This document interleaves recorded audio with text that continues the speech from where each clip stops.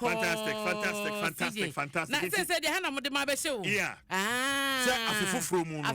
I say you did the bonka town. You did me phone tem. Amatene you did mo she. Until you read no say kase no ye apomode ho nsem no. No fear the Dwaso. Say de ka no ni anu ha. Near the bonka town. Ye de Dwaso. De ma etie phone. So mo show no. Yeah, e be bansa. No mo make time with us. Anapabia. Ye de mom. Sharp. And that's beautiful. Now, and Thanksgiving service no ukobi. Oh, me monitor from afar. Monitor from fantastic. Baby, I'm not just microphone dia sapa. Me say what was that video na. Nyasa ketwa o. Amanfo dia sapa papa. Asofo nso de bi pie mu. Asofo pie mu o. Eno na me hwe o mani nkranchi mako. Na we mfo ni aba. Me say, hey. Say asofo dia. Say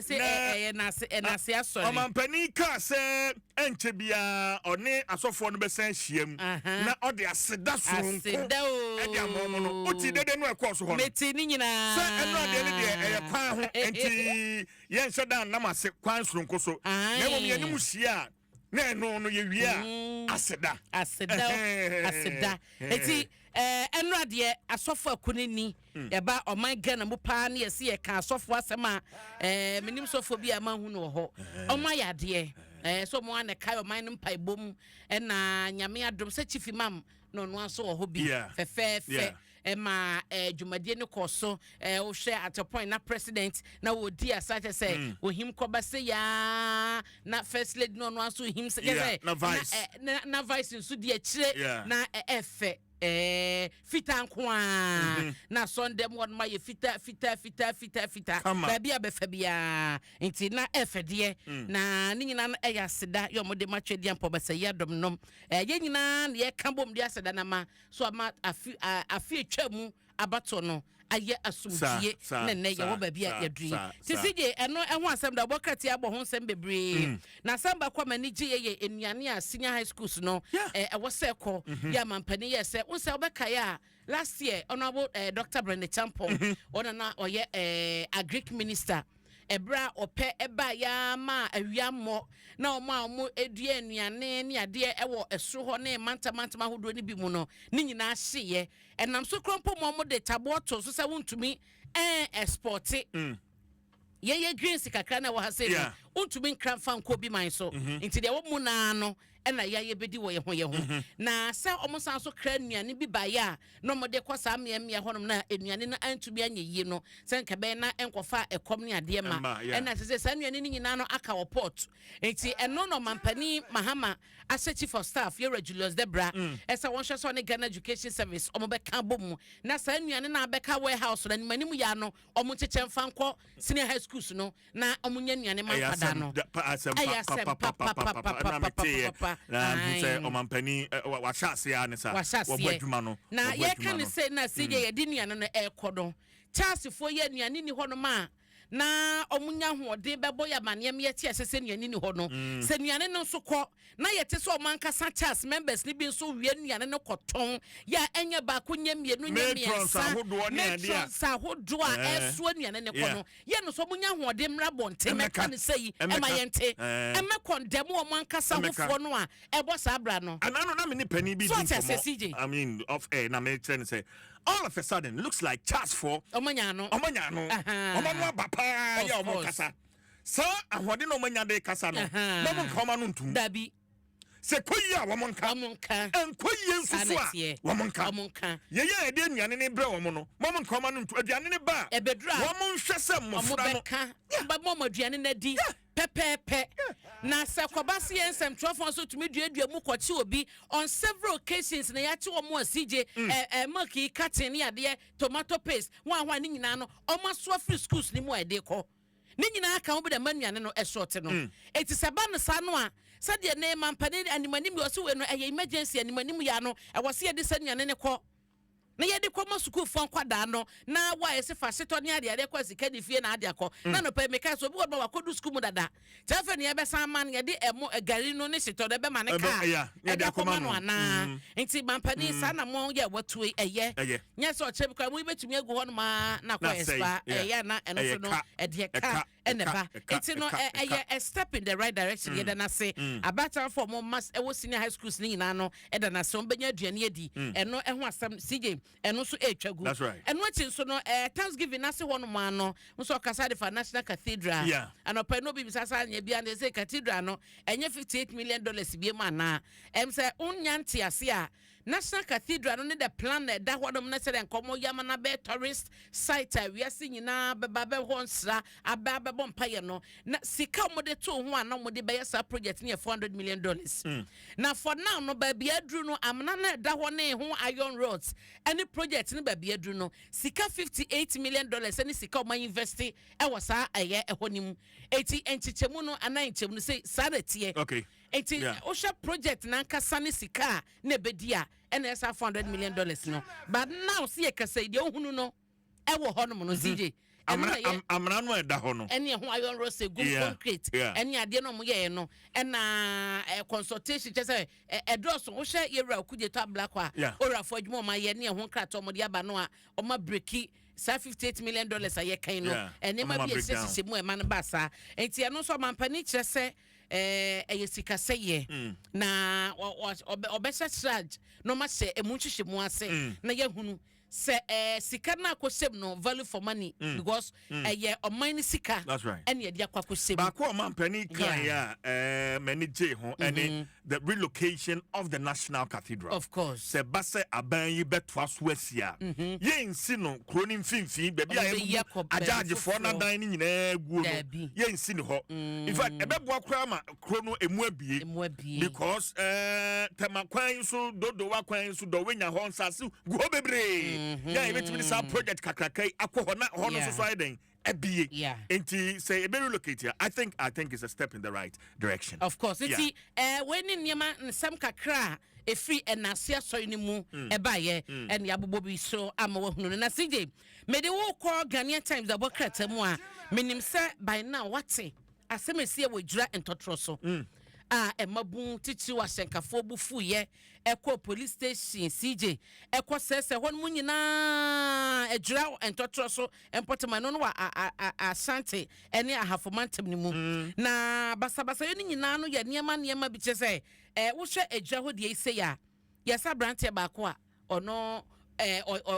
oye driver eni oso obi mobile phone ayira osade ne chese yesi ye hwehwe no eno no akasa kwa report ne homa police eno omo edine to cells CJ ye edine to cells ade achinya yesi abranti wahwe ne nkwa omanfo susu se bia police for na ye na yakayaka de na bibi amana hwe ne nkwa enra amane yesa ba ne so makwa koyo autopsy ama mo chese se na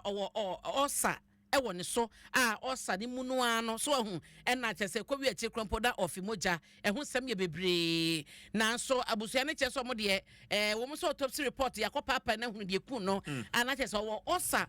ayemkro ana no odin na mse na onidi ye na odiko police station ho na omo san so de ne to cells no enti da se emane kan ne ho ekom no na chese de didi mu ade che no wahwe ne nkwa no na so busu anche so omo ne na nwino mo nte da so wo osa na bibi enti omo de autopsy report na eka no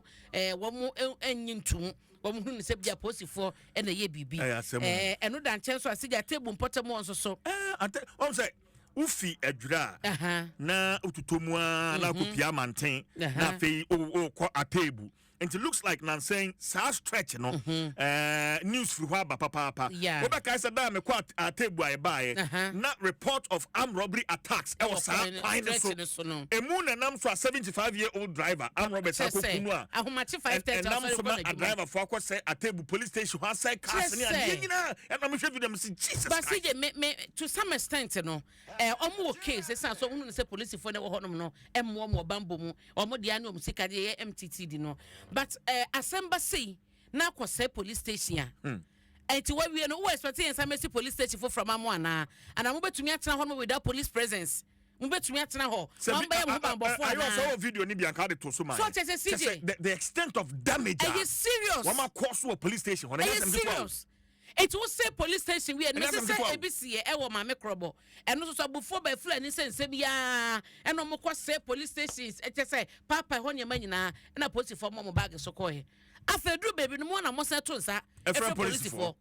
oh enti no enima ni bi ho no nya bufo ba aye no nya botre kakra na wakwafa bo na de akwobo police ka mu na wo yakwafa ba obi ka say eye o wo mo say niema no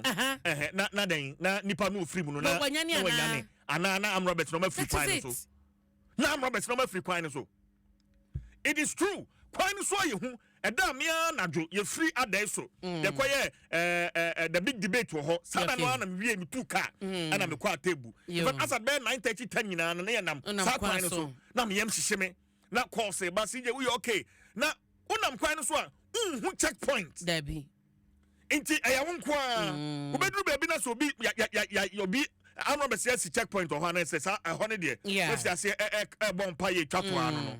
It's a IGP 8 yeah. Yes. 1 year who be Yajitum. But CJ, sir, a police station say,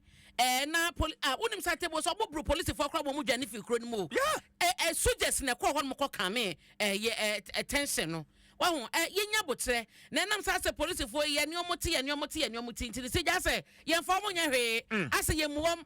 Oh, ha dream, but so a police need ye. Or one more, or baby crumple now will be one more. I am say police for had ye, and Sassi a cohonum. 8 years, sir, I give it in penny for there was some ye, Ebema, Pepe, Yaba, na minima police station, I will say, or Mobasa could sing for fro, I buy Bessa Momo Casa for fro, and ye, a trade bino, and a posty for noir, and also want some ever have. Abraham Chia Honorable Sanjananja, yes, member of Parliament, Inchian and a pay. Na Yen said, remember when I saw Yen and Nimeni, yeah, we na buy na about we, na buy na important and you cacra. Jimra Adom 107 no enkoso na CJ mame komani me unsa mampani John Mahama and our director Dr. George Akufudampare IGP Kaya Techman South 2020 abatomu basabasa ya manfo bi hwe mo nkwa na 2025 fi atwam ya so de no yatibi so ho nsem tuo kasa ye ne ade mekowi cheke binom eno na eye mampani Mahama sa IGP enye hihyimu no sawaya eho amane ane saka nyina no onfa beto abonten na ye nyina ye hu se ya eko na asochie bi wo ho no ma yentumi enfama na wo bi ne ye kwa bato so obi enfama ankoye ankoche ne nsem ankoku nkrofo enam so okwakoto na ba e de akwakoyi ne candifo eno so ho asem eda ha pepepe na edanche so a CJ Daniel Macaulay Chief Executive Officer Emma McDan a group of companies and now much say attacks are kono so any idea you see $88 million and short factory no and no say as a distinct traba na no memenda na me ne yewra Mustafa Gbandi ekasa so your own video ye ba ya na crofo boura warehouse bi eyiyi generators ni ho niema ayiwa minim so I think it was in the northern region ana Debbie ayi electric momo warehouse okay electric warehouse okay after election no after election last week me kai pa last week na ba ye acha se mo de motor ko sisi won ma bie abu warehouse nani abowra mu yi niema sije ncha na Mustafa Gbande eche se wono ekoye any electrical mpanyifo no ekodi nkomo ne ade and the omo kan say eyen krofo generators a Magdana CZ ai omo se ba bia omo de ko ekoye adwuma na bem se ho no enye allowed etu de ko a no ma CZ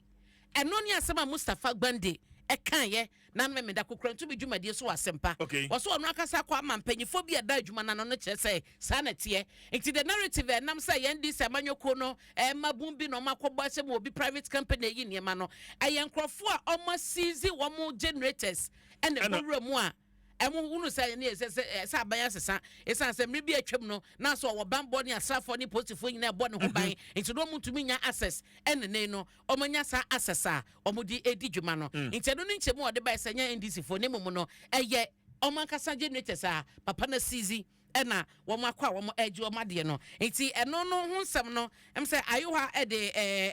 ayoha de ato ho Ti edaha no moba obomodia Facebook abehunu sa video ya meka ho asem yi nti se obi gina baabi na okache wo se eye NDC mabum na eye sade na eye mabum a wonpotem won ma omodi ya wache nyame na meka ho according to Mustafa Gbandi Deputy General Secretary Deputy Emma eye NDC na wode sanche mu no eba ye ene na kyese okano o se with facts and authority eso no akasa ko ho eno mo man sa briefing no nti mema obia emfa nkonkose NDC manyuko no Emma eso mo na edi sa adwuma no na sa wo hwa attacks akọ eye ni short factory no eso ene eho ensemo a wo mo ekyese se no anhwe yi a na edisin to eba isan se omo a omakọ ho no mo ye kwa attack ye sese niema ene ade no asesije e wo sododo omo kyese lawlessness na ekoso no na ama local ne international investors nyina no wo mo soso no enso egugem na omo kyese e wo se ehwehwemu ekoso na pepepe yo so etumi eba na obia ne hune na mu bibia no asotwe se fata enko emanom nti eno eho asem na da wokata yi abra video no na ba ene da ho no nti we na meka ho asem no on said o mabo awram nti video no ya de asida ne match na 1 TV okay na o my sa video nti nti o ho eho ni o eno mo di moto abesisi ho yi nse obi na akwafa eno de besi motor to generator bako ena esi motor no generators ne pumping machines mo ni ade enti no ye de na mabu no ede ye adwuma no mo so de ebe ye nkyiri ho adwuma sanse hwa ne eno ani omuminsa omo de survive ohu enti no na Magdan adwuma ekuo no right ben wo mo wa so mo di a season for generators se bia mo trespass se bia asase no ba bia mo ekwakọ didi mu no eye ne de unsentemo no ehuma nso ba ye gidigidi pa se untumi ma area untumi masada ha mekọ wi eche ko no atwa asase ne bi di mamabu ni se omunye so adwuma ohu na eno sede Mustafa eka no eye no kre na se ye de no na eye adwuma dia na chese ene no mahunu se ekwan abeda ho nti onye ne omo so ma de obi mutumi wura obi baba na okita mienu we generator go left and right okura mienu na odipi nti ho no mabo wura no na unse uko inside pa o ma se dai sum ho bebre ene sum ho no na obesi dan hu de eno na asema me beka se bia unless bia kwa ofa bia nyesa so na hunu na hu se we de ye me de na wafa na eno so ho asenti nye NDC achitafo na akwa a omo akọbọ asem obi office no na da obokete eka na edanche so asije omo chasa young elephants wo MPP mu na omo so ahyase ye hwehwemu MPP nkugu omo di ye wafe atwam abato nem se ayomani hahan omo gye ho omo ntiase enti omo so launch investigations wo sa nkugu a wo edi ye ni mu da obokete yi ebo ho amane na wo share daily graphic mu so a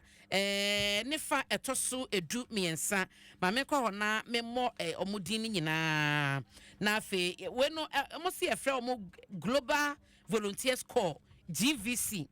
omo no mo echese omo ye international organization a omo de no ese wo beboa amampunto akoso na ne saso no omo de volunteers be 100,000 na eba abeta omampani mahamachi ama empunto akoso man Ghana mu na bokratai eka ho asem na asofo so mampani ateso efra duasa abadu no miensa no eno so da bokrata daily graphic aka ho asem pepepe ewo ha National Cathedral waka ho asem na sunyane Queen Mother ba hima bi oho no mo eno no so no ede yewura yaw jare yo ya akwamu hene wono so na kwakọ gina court daily graphic abo eno emu amane the news center enso ewo ha emu nkomo enam di kan edema wa yewura Magdan ensem no ewo tisije da bokrata no ene ensem a wode eba ye no ebi ena mabobo so edi ama no etibe sel se de sije di kan ebo amane no da bokrata no na poso no se ya